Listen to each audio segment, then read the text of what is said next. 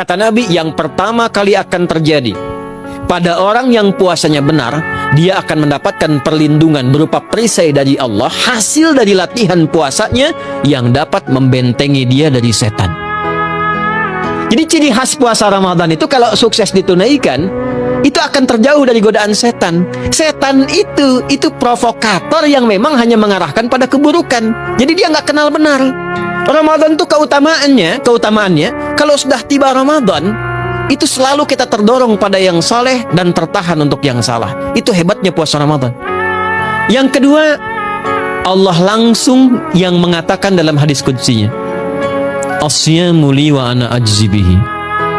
Khusus Ramadan, kalau ditunaikan dengan benar, maka semua yang puasa itu aku langsung yang memberikan takaran pahalanya. Yang ketiga, saya tutup mukadimahnya. Yang ketiga, hanya Ramadan yang siang malam melahirkan ampunan Allah Subhanahu wa ta'ala. Siang malam.